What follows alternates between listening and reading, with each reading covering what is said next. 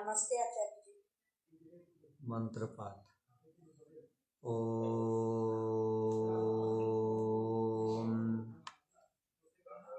सहना भवतु सहनौ भुनक्तु सह वीर्यं करवावहै तेजस्विनावधीतमस्तु मा विद्विषावहै। ओम शांति शांति शांति।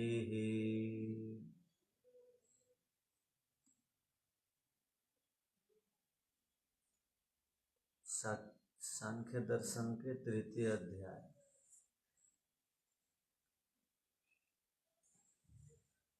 में विभिन्न महत्वपूर्ण सिद्धांत हैं।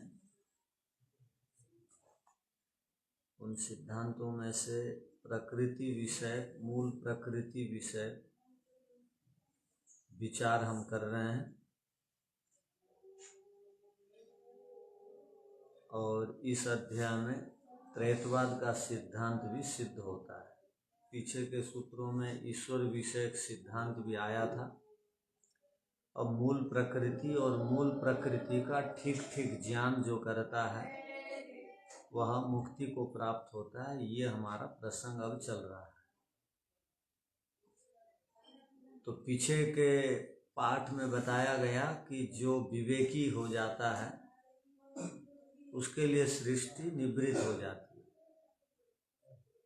जिस प्रकार सूदवत पाके, पाक कार्य पूर्ण होने पर जिस प्रकार पाचक भोजन के कार्य से निवृत्त हो जाता है, वैसे ही प्रधान भी निवृत्त हो जाता है जब जीवात्मा भोग अपवर्ग को पूर्ण कर लेता है। यह हमारा प्रसंग है।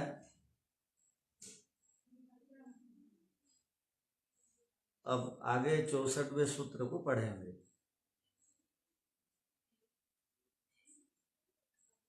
इसका भाष्य हो गया था ना? हाँ, हो गया। किसी को कुछ पूछना है? आचार्य जी ओम नमस्ते। ये 62वें सूत्र में जो सूत्र आप लिखाया है कि अंतर्निहित का अध्यय होगा, ईश्वर के प्रेरणा से कर्म के अनुसार प्रकृति में कर्म में चेष्टा होती है। इसी प्रकार में अनादि शब्द आया। यहाँ सभा अनादि शब्द लेना भी अनादि शब्द को यहाँ तत्वता अनादि मानेंगे। ये थोड़ा सा खोलिए ना, थोड़ा सा पूरा खुला लीजिए। अनादि तत्वता अनादि भाई, यहाँ तत्वता अनादि मानेंगे तो अंततः भी मानना पड़ेगा। ये थोड़ा सा नहीं, तो तत्वतः अनादि मानने पर अनंत भी मानना पड़ेगा। कभी मानना पड़ेगा। तत्वतः का अर्थ केवल अनादि मानेंगे, प्रभा से अनादि नहीं मानेंगे तो समस्या आएगी। अर्थात सदा सदा ये सृष्टि और बनी रहेगी और प्रलय सृष्टि की होगी नहीं। तो प्रभा से अनादि का अर्थ होता है बीच में प्रलय काल में सृष्टि विश्राम में चली जाती है, इसलिए उसको प्रभा से अनादि बोलते हैं। स्वरूप से अनादि बोलेंगे तो प्रलय कभी भी सृष्टि का नहीं हो, तो सिद्धांत में दोष आ जाएगा। उस दोष से बचने के लिए प्रभा से अनादि बोलते हैं, तत्वतः अनादि नहीं बोलते। स्वरूप से अनादि उसको नहीं मानना चाहिए। ठीक है?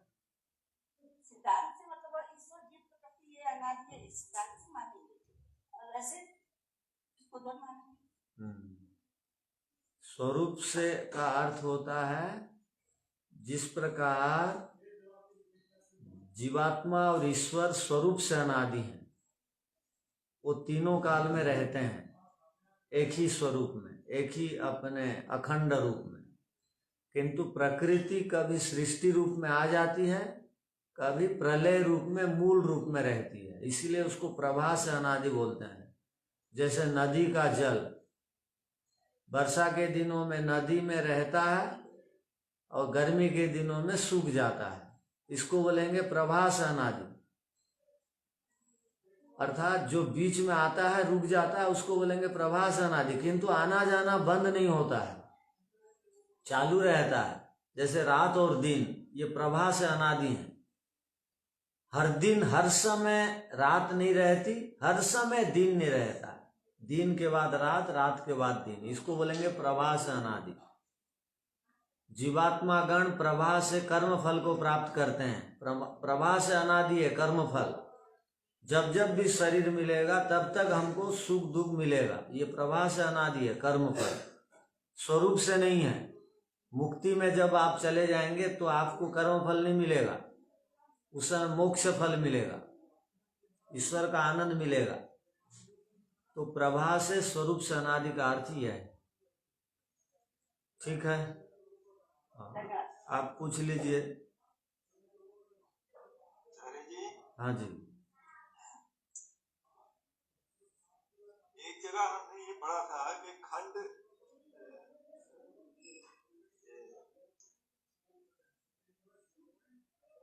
हर कल्प के बाद जो है वो खंडित होती है। एक होता है खंड प्रलय, एक होता है महाप्रलय।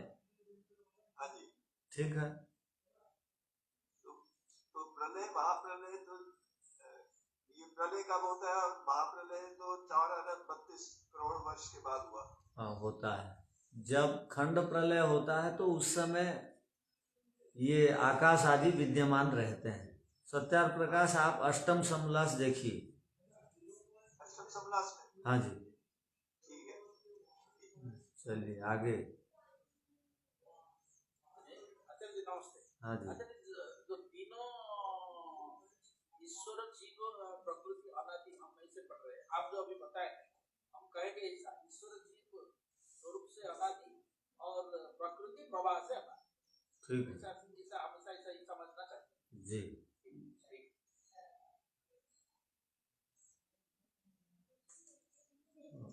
पूछ लीजिए आप भी। आचार्य जी नमस्ते। हाँ जी, बहुत से विद्वान इसको मिलावट बताते हैं, भाई खंड प्रलय जो है ये कोई नहीं होती है, असत्यार्थ प्रकाश में मिलावट है। क्या ऐसा है या ये होता है? कौन विद्वान बोलते हैं? ये स्वामी विवेकानंद जी भी ऐसा कहते हैं। अच्छा, ठीक है, इस पर और आप और विचार करिए, जब प्रसंग आएगा तो इस पर भी विचार करेंगे। ठीक है, ठीक है। हाँ जी, अब आगे। अथवा प्रथम सूत्र में प्रकृति उदासीन हो जाती है, विवेकियों के लिए कहा गया 63वें सूत्र में। 63वें सूत्र का अर्थ हुआ प्रकृति उदासीन हो जाती है। उदासीन का अर्थ प्रकृति विवेकियों के लिए, जो विवेकी हैं उनके लिए प्रकृति ना राग रखती है ना द्वेष रखती है। उदासीन का अर्थ ना राग ना द्वेष, ना साधक ना बाधक, ना उपयोगी ना अनुपयोगी। जो भी उदासीन होते हैं उनके लिए उपयोगी अनुपयोगी कोई भी पदार्थ नहीं रहता। हम जब उदासीन हो जाएंगे हमारे लिए भी उपयोगी अनुपयोगी दुनिया के कोई भी पदार्थ नहीं होंगे। ईश्वर के लिए सब पदार्थ उपयोगी अनुपयोगी दोनों प्रकार से निषेध है। ईश्वर उदासीन रहते हैं, केवल अंदर से प्रेरणा दे देते हैं, गलत काम करने से, ठीक काम करने से अच्छी प्रेरणा, न तो गलत प्रेरणा देते हैं। उदासीन का अर्थ जैसे हम जिसको बहुत अधिक चाहते हैं, अपने परिवार के लोगों को गलत काम करते ही हाथ पकड़ लेते हैं, क्योंकि उनसे हमारा जुड़ाव रहता है, अपनापन रहता है, उनको दिल में बैठा के रहते हैं। इसलिए गृहस्थ लोग वैरागी नहीं बन पाते हैं, क्योंकि उदासीनता नहीं आ पाती उनमें। तो उदासीनता नहीं आती बोल के वैरागी नहीं बनते हैं, किंतु सन्यासी वो उदासीन हो जाते हैं, किसी के प्रति ना राग रहता है ना द्वेष रहता है, इस स्थिति को कहते हैं उदासीन। तो प्रकृति 63वें सूत्र में बताया गया, प्रकृति उदासीन हो जाती। किसके लिए? विवेकियों के लिए उदासीन हो जाती। जो भी विवेक को प्राप्त करता है, प्रकृति उससे कोई संबंध नहीं रखती। और जो आगे 64वें सूत्र को देखेंगे आप, और जो अथवा ईतर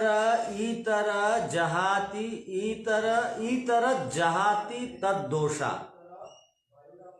ईतर कहते हैं भिन्न को, दूसरा को। ईतरत कहते हैं, ईतर पहला ईतर का अर्थ है जीवात्मा, दूसरा ईतरत का अर्थ है प्रकृति, जहाति का अर्थ है छूट जाना, तद दोषात का अर्थ है प्रकृति में दोष देखने पर। तद माने प्रकृति, दोष माने उसमें कमी देखने पर। जैसे हम किसी से बहुत निकट संबंध बना के रखते हैं अपने आप को, और जब देखते हैं ये आदमी तो ऐसा है, गड़बड़ है, मैं तो सोच रहा था और कुछ, तो धीरे धीरे हम उसको छोड़ देते हैं। आप जीवन में कितने आदमी को छोड़े होंगे, पकड़े होंगे, हाँ या नहीं?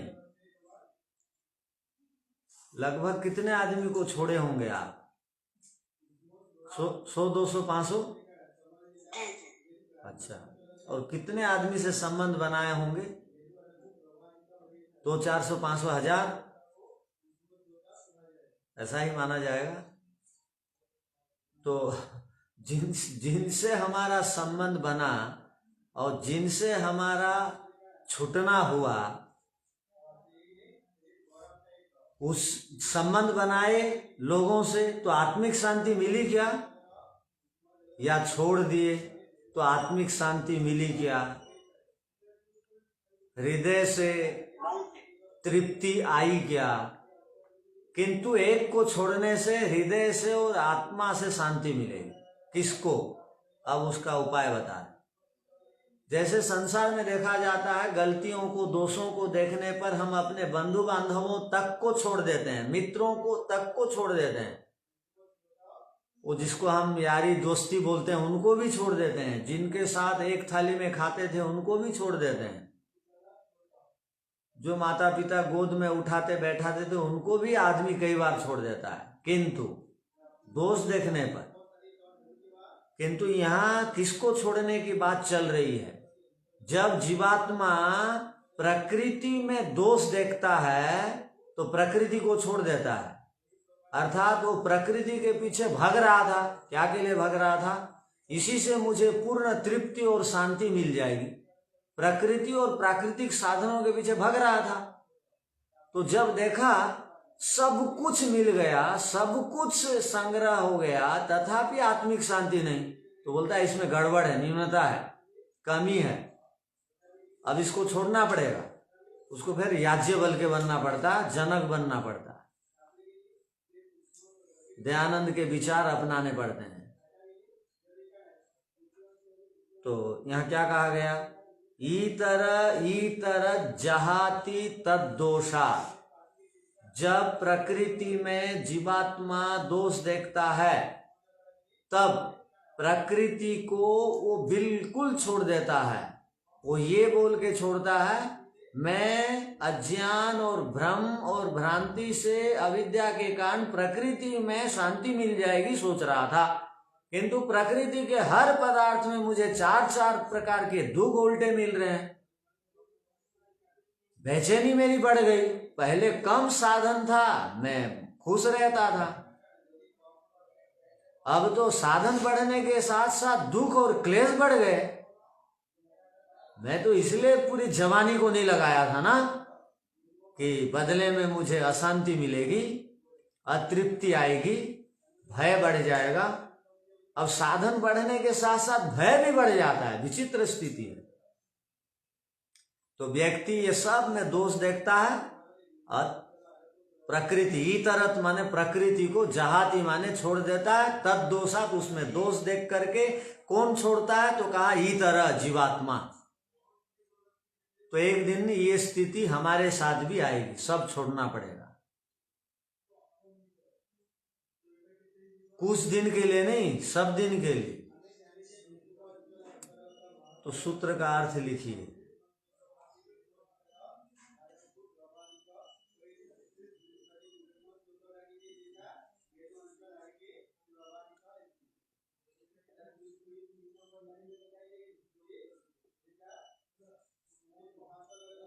अब दूसरे ढंग से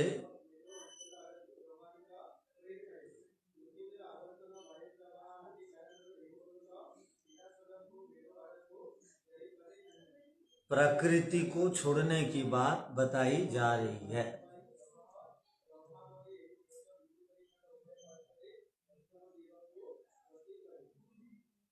प्रकृति को छोड़ने की बात बताई जा रही है।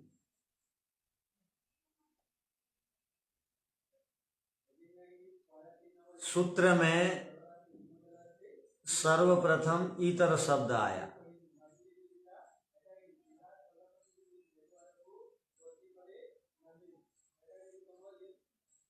उसका अर्थ होता है भिन्न या दूसरा।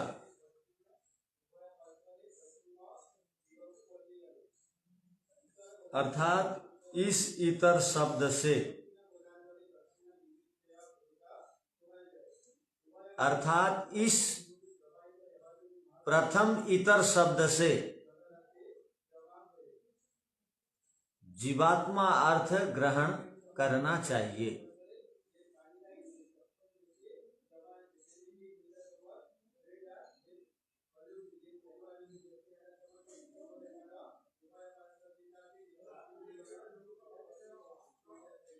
सूत्र में दूसरी बार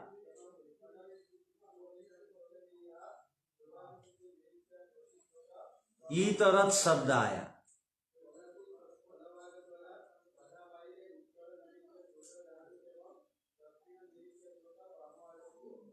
इसका अर्थ प्रकृति को ग्रहण करना चाहिए।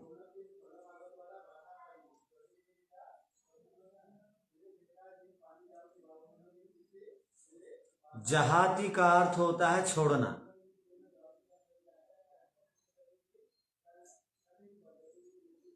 सूत्र में जहाती है, उसका अर्थ होता है छोड़ना। तद दोषात का अर्थ होता है उसमें दोष देखने पर।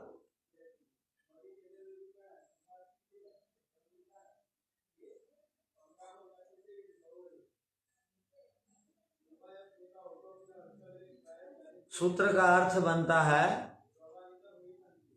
अच्छा, उसका अर्थ होता है छोड़ना। इसके बाद हाँ, उसका अर्थ होता है छोड़ना, दोष देख करके छोड़ना ना। इस प्रकार सूत्र का अर्थ हुआ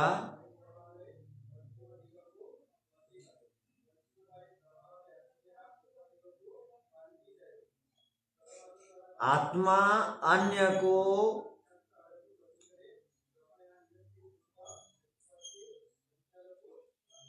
उसके दोष को देखकर छोड़ देता है।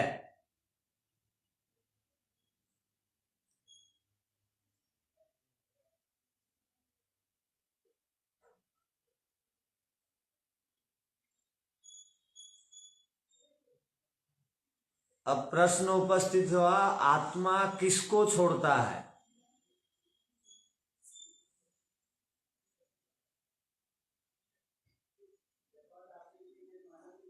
उत्तर, प्रकृति को छोड़ देता है।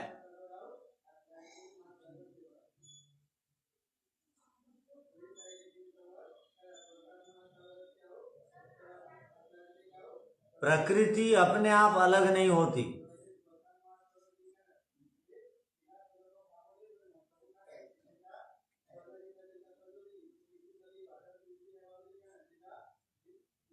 जीवात्मा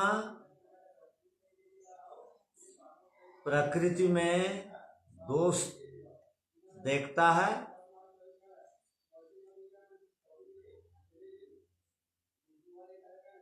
तदुपरांत उसको छोड़ता है।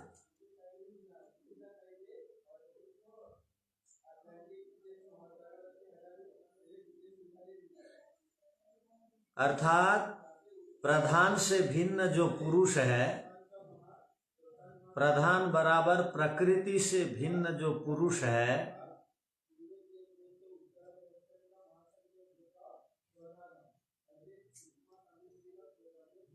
अपने से भिन्न प्रकृति को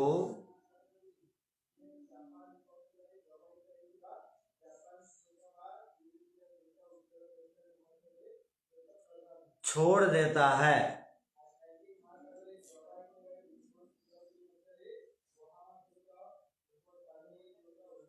उसमें दोष देखकर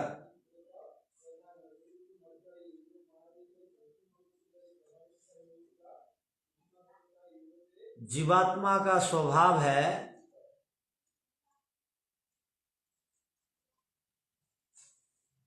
वह जिस किसी पदार्थ में दोष अल्प विराम, दुख अल्प विराम, हानि आदि को देखता है,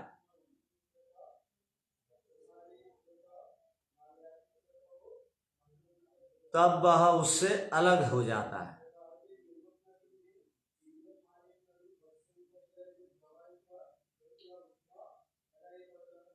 जब तक जीवात्मा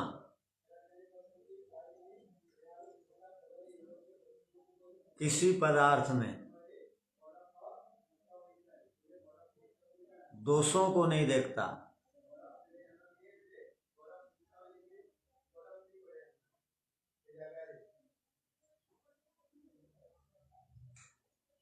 उससे चिपक के रहता है,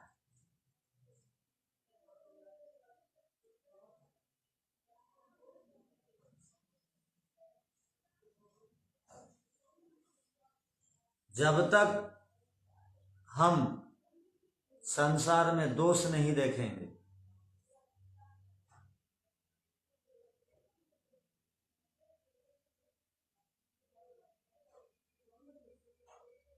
संसार के पदार्थों में राग द्वेष मोह रखेंगे,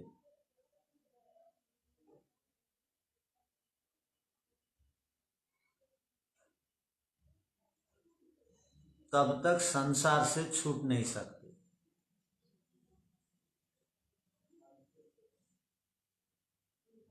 जन्म मरण का चक्र चलता रहेगा।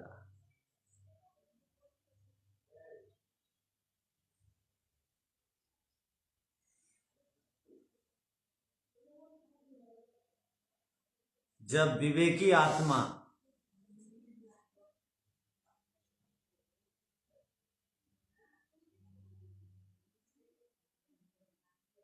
विचार करता है कि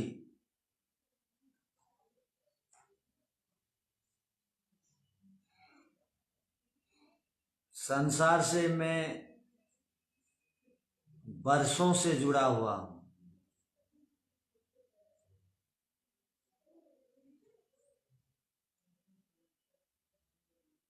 मुझे जो सुख चाहिए था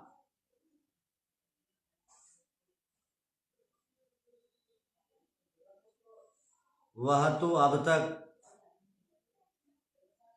संसार में मिला नहीं।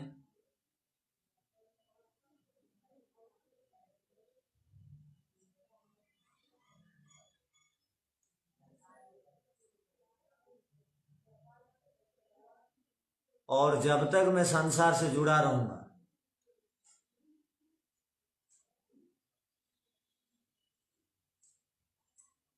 आज जैसा दुखी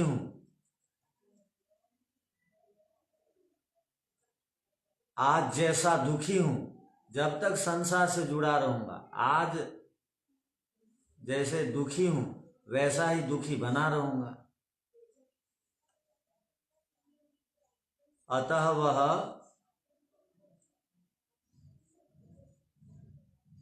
संसार से उदासीन हो जाता है।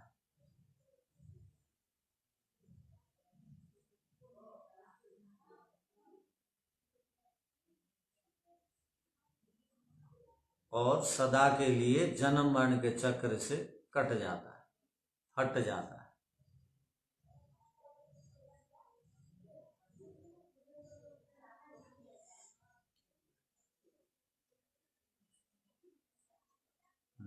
ठीक है, देखिए अब इतर जहाति तद्दोषात्, इतरः इतर जहाति, प्रधानाद इतरः पुरुषः, प्रधान से अतिरिक्त पुरुष, अर्थात प्रधान से अलग, इतर माने अलग, पुरुष है। खलु इतरत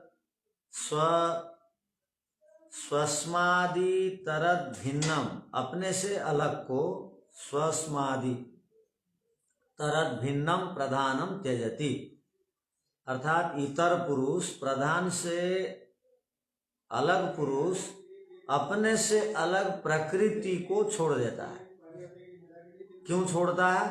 तो कहा तद्दोषा, तस्य प्रधानस्य दोष दर्शनात्, प्रधान में दोष को देखने से, तथा प्रधानात् निवर्तते, इसलिए प्रधान से वो हट जाता है, निवर्तते।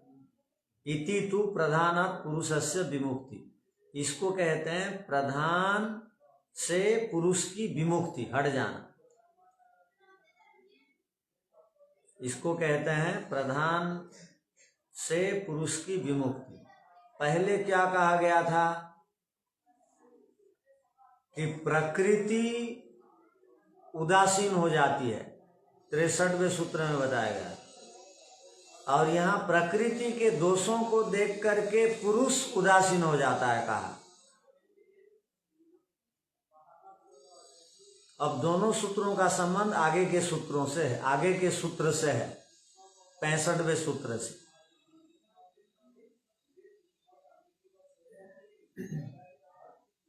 तो सूत्र का अर्थ समझ में आ गया होगा। अब आगे बढ़ते हैं। एवं इस प्रकार, एवं माने इस प्रकार, द्वयोः एकतरस्य वौदासीन्यमपवर्ग, मपवर्ग, तो इसको अलग अलग पढ़ेंगे तो क्या होगा? द्वयोः एकतरस्य वा औदासीन्यम अपवर्गः। अब अपवर्ग की परिभाषा बता रहे हैं अलग प्रकार से। दोनों को अपवर्ग मिल जाता है, दोनों में से एक को अपवर्ग मिल जाता है,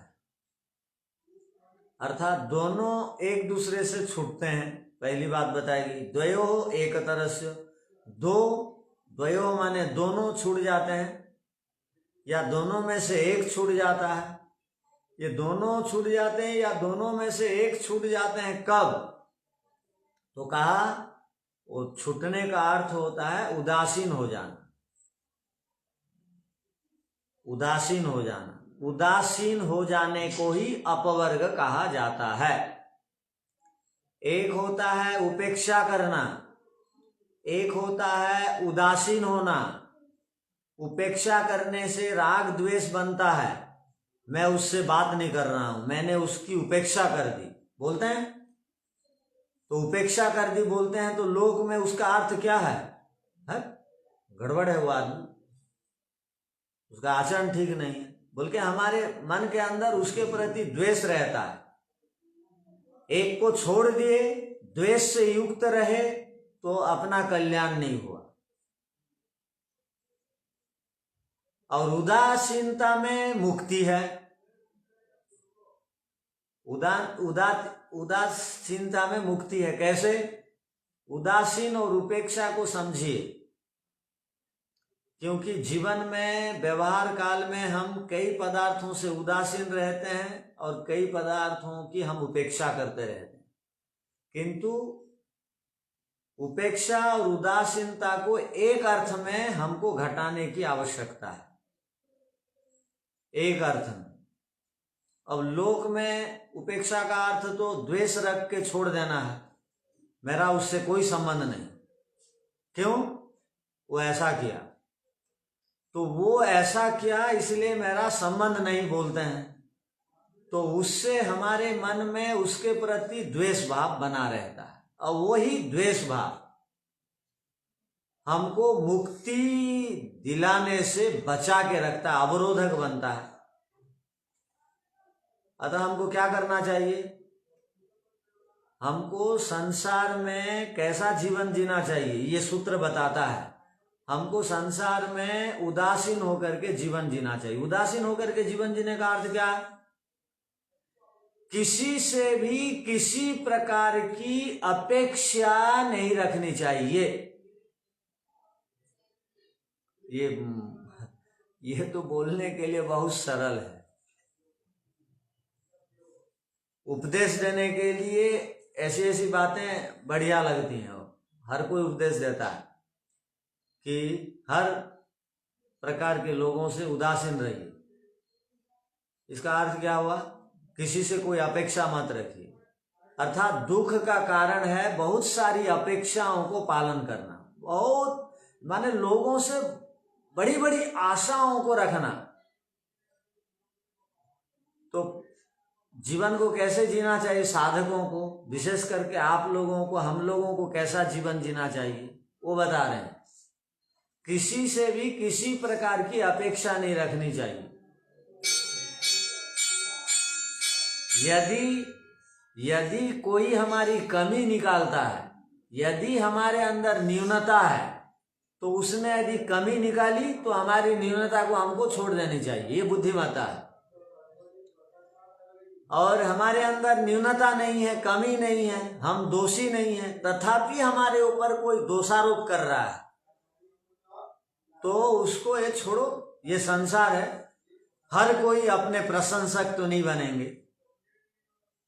इस विचार से उसका विस्मरण हो जाना चाहिए। छोड़ो, ये संसार है।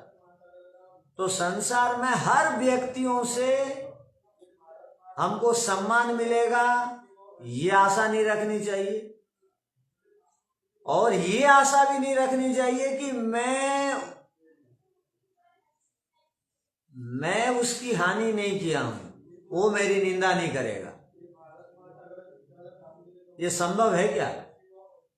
मैंने उसकी हानि नहीं की तो मेरी हानि नहीं करेगा, मेरी निंदा नहीं करेगा। ऐसा भी जो सोचता है वो शायद संसार को अब तक ठीक ठाक नहीं जान पाया। संसार को बिना जाने लोग दूसरों से बहुत अपेक्षा करते हैं, मेरी कभी भी हानि नहीं होगी, मुझे वो दुख नहीं देगा। कौन? मेरा बेटा तो मुझे दुख नहीं दे सकता। माता पिता इस भ्रम में रहते हैं। मेरा पोता, उसको पता है, उसको बचपन में खिलाया पिलाया, वो मुझे धोखा नहीं दे सकता। तो हमको किसी से भी आशा नहीं रखनी चाहिए। इसको कहते हैं उदासीन। माने अपने लोग भी, दूसरे लोग भी हमारी हानि कर सकते हैं, हमारी निंदा कर सकते हैं, हमको कष्ट दे सकते हैं, हमारी चुगली कर सकते हैं, हमारे विरुद्ध में पेपर में लिख सकते हैं। घबराना नहीं चाहिए, क्योंकि ये संसार है और ईश्वर ने सबको स्वतंत्रता दे रखी है। ईश्वर तो स्वतंत्रता दिए हैं, तो वो क्या करेगा? या तो सदुपयोग करेगा या तो दुरुपयोग करेगा। दोनों में से कोई एक काम में लगाएगा स्वतंत्रता को। तो इसलिए साधकों को कौन जल्दी मुक्ति को प्राप्त करता है, यहाँ उपाय बताया गया। अपवर्ग आपको प्राप्त करना है तो इस उपाय को सुन लीजिए, उदासीन बनना शुरू कर दीजिए। उदासीन रहिए। उदासीन का अर्थ व्यवहार काल में उदासीन नहीं। कई बार होता क्या है, मुझे तो शास्त्रों में लिखा है उदासीन रहने की, अब मैं किसी से राग नहीं रखूंगा। किसी को फोन से बुला करके मत बोलना कि आओ मैं घर में अकेला हूं, आज एक साथ सोएंगे, घर में अकेला हूं, आओ खाने के लिए। ये भाव रखेंगे तो राग बढ़ जाएगा। यदि आप घर में हैं, आपके शत्रु भी आ गया अचानक, तो वहां मानविकता यही बनती है, आइए आइए बैठिए, नमस्ते जी, खाइए, और कोई जबरदस्ती मत करिए रुकने आदि की, वो जाता है तो जाने दीजिए। तो इसको कहते हैं उदासीन। शत्रु भी आ गया, उसको बुला के, फोन करके बुला के खिलाना नहीं, आ गया तो मानविकता की दृष्टि से खिला दिए, अचानक मिल गया तो नमस्ते कर दिए। तो इससे उदासीनता की प्रवृत्ति बनेगी, और उदासीनता की प्रवृत्ति बनेगी तो राग द्वेष बढ़ेगा नहीं। तो इससे हमारा व्यक्तिगत जीवन में बहुत लाभ होगा, आप देखेंगे, और शांति मिलेगी। नमस्ते जी। हाँ जी, इसको हे उपादेय शून्य भावना। हाँ बोल सकते हैं, बस यही है उपादेय शून्य भावना है। तो ये योगियों की भावना है। तो इसका अर्थ ये नहीं है कि कोई सामने से दोष करे, मैं तो उदासीन हूं, कुछ नहीं बोलूंगा, उसको समझाएंगे, उसको समझाएंगे। उदासीनता का अर्थ दूसरे लोग ये ले लेते हैं, कुछ भी हो हमारी आंखों के सामने हम मौन रहेंगे, ये अर्थ यहां नहीं है। समझाएंगे, नहीं माना तो छोड़ो, कोई बात नहीं। तो यहां पर कहा सूत्र में, इस सूत्र में बड़ी बड़ी बातें बताई जाती हैं, इसको समझने की आवश्यकता है। तो कहा दोनों में उदासीनता होती है। दोनों में का अर्थ क्या है? प्रकृति में भी उदासीनता होती है और पुरुष में भी उदासीनता होती है, ध्यान रखिएगा। आप अब बोलेंगे प्रकृति में उदासीनता क्या है? प्रकृति की उदासीनता यही है जब वो भोग अपवर्ग किसी जीवात्मा को दे देती है और किसी जीवात्मा का विवेक उदय होता है तो प्रकृति अपने आप उसको खाना पीना देना बंद कर देती है, उससे वो हट जाती है। प्रकृति बेचारी को एक आदमी से विश्राम मिला समझना चाहिए। अब पूरे दुनिया में 800 करोड़ लोग हैं, 800 करोड़ लोग में कितने लोग प्रकृति को कितने लोगों की सेवा नहीं करनी पड़ रही होगी अभी? 1-2 की या 8-10 की? आप क्या सोच रहे हैं? 800 करोड़ में से कितने लोग होंगे जिससे प्रकृति बची हुई है, उनकी सेवा नहीं कर रही? हाँ, अंगुली गिनती के लायक लोग होंगे। माने उसका हम क्या कर सकते हैं, उसका हम बोध कर सकते हैं कि इतनी संख्या में लोगों से प्रकृति बेचारी विश्राम कर रही है। तो प्रकृति 800 करोड़ लोगों में से 2, 4, 10, 15, 20 लोगों से वो उदासीन है। प्रकृति का उनसे कोई संबंध नहीं है। और दूसरी बात, दोनों प्रकार के लोग उदासीन है, कहा ये दोनों उदासीन है, यहां बता रहे हैं। तो प्रकृति उदासीन हो जाती है भोग अपवर्ग दे करके जीवात्माओं से, और जीवात्मा भी उदासीन हो जाता है प्रकृति में दोष देख करके। तो दोनों उदासीन हो गए। एक उदासीन हुआ प्रकृति में दोष देख करके, एक उदासीन हुई अपना काम एक को दे करके। प्रकृति का उद्देश्य था भोग अपवर्ग देना, वो भोग अपवर्ग किसी जीवात्मा ने उससे जो प्राप्त करना था प्राप्त कर लिया, तो उससे प्रकृति उदासीन हो गई। किंतु यहां पर प्रश्न है, यदि दोनों के दोनों उदासीन होते हैं, जीवात्मा और पुरुष, किंतु दोनों को मुक्ति नहीं मिलती है, प्रकृति को कभी भी मुक्ति नहीं मिलती है। अब बीच बीच में जीवात्माओं को मुक्ति मिलती रहती है। अपवर्ग दोनों उदासीन होते हैं, किंतु दोनों में से एक को अपवर्ग मिलता है। यही सूत्र में बोलना चाह रहे हैं। देखिए, द्वयोर एक तरस्य वा उदासीन्यम अपवर्ग, दोनों के दोनों उदासीन रहते हैं, किंतु दोनों में से एक को उदासीन होने पर अपवर्ग मिलता है। किसको मिलता है उदासीन होने पर अपवर्ग? जीवात्मा। तो जीवात्मा जब उदासीन हो जाता है तब उसको अपवर्ग मिल जाता है, किंतु प्रकृति उदासीन होने पर भी उसको अपवर्ग नहीं मिलता, क्योंकि प्रकृति जड़ है, उसकी अपनी कोई कामना नहीं है, वो व्यवस्था में बंधी हुई है और व्यवस्था में बंध करके हमको अपवर्ग और सांसारिक सुख ये दोनों प्रकार के सुखों को देती है। जो दोनों प्रकार के सुखों को ले लेते हैं उनसे वो अलग हट जाती है। जो दोनों में से एक पहले वाला सुख को लेते हैं उनके साथ वो जीवन भर अनेक जन्म जन्मांतरों तक जुड़ी रहती, अब उनकी सेवा करते रहती, अब कभी भी थकती नहीं।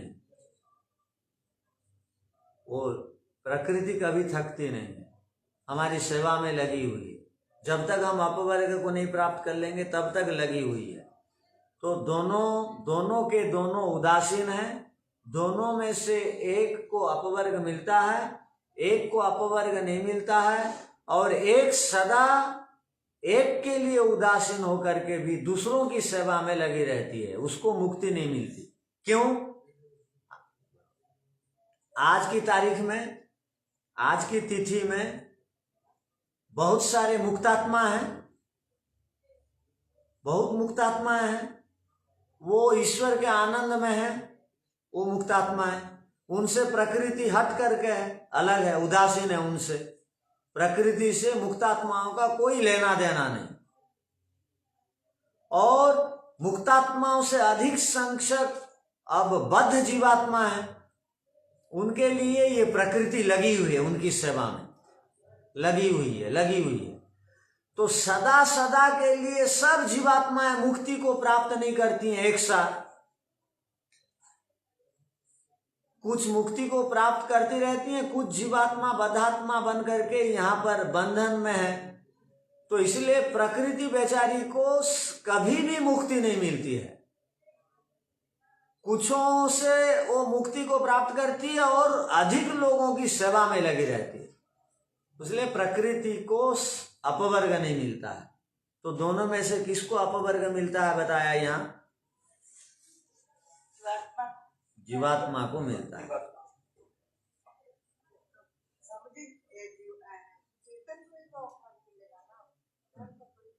नहीं मिलेगा,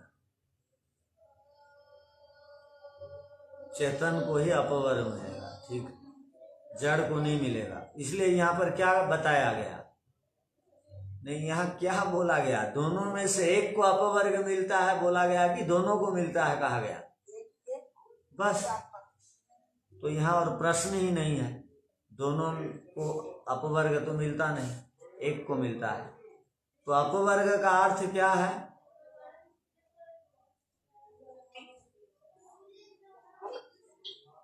अपवर्ग का अर्थ होता है दुख से छूट जाना, दुख से छूट जाना। और अपवर्ग कब मिलेगा? जब हम अनासक्त होकर जीवन जिएंगे, त्याग पूर्वक भोग करेंगे और इसका अभ्यास निरंतर जारी रखेंगे। वो ईशावास्यम इदम सर्वम मंत्र को हल्के में मत लीजिएगा। हर एक पदार्थ को त्याग पूर्वक भोग करने से अपवर्ग मिलता है, मात्र केवल उपभोग करने से अपवर्ग नहीं मिलता है। तो अनासक्त होकर के जब हम भोगते हैं तो इस स्थिति में हम पहुंचते हैं, मोक्ष तक की स्थिति को हम प्राप्त करते हैं। किंतु यहाँ पर हमको अभ्यास कर करके अनासक्त बनने के लिए प्रयत्न करना चाहिए। तो यहाँ पर जोर दिया गया अनासक्त बनने के लिए, यहाँ पर जोर दिया गया कि सब में ईश्वर का दर्शन करें। और जैसे खून के जो रिश्ते, जिनके साथ हमारा खून का संबंध है, रिश्ता है, उनके साथ जैसा हम प्रेम पूर्ण व्यवहार करते हैं वैसे ही व्यवहार हमको सब के लिए करना पड़ेगा। यह अभ्यास से संभव है। कोई एक विद्यार्थी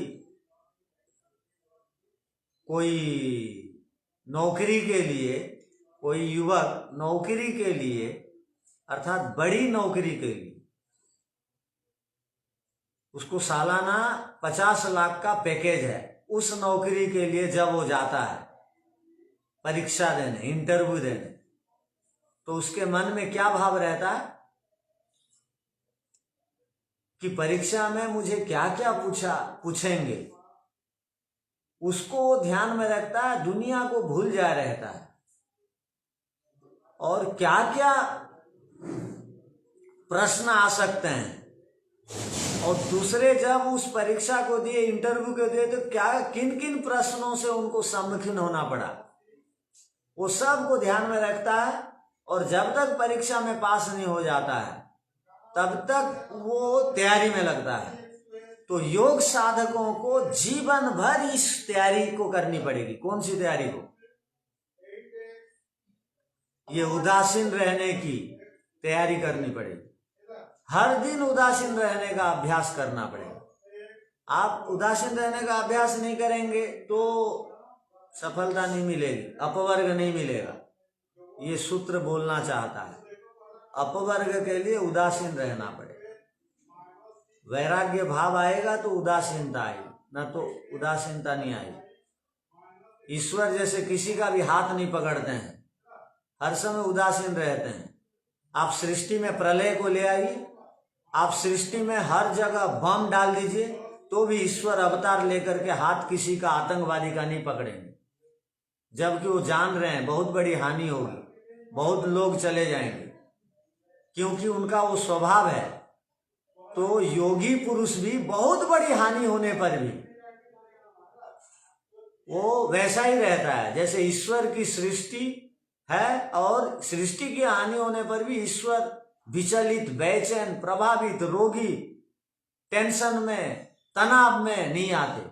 वैसे ही उदासीन व्यक्ति कभी तनाव में नहीं आता। तो ऐसा अभ्यास करना तो पड़ेगा। अपवर्ग यदि चाहिए तो ठीक है, अब इस पर और आगे विचार करेंगे। ओम शांति शांति शांति। सबको सादर नमस्ते।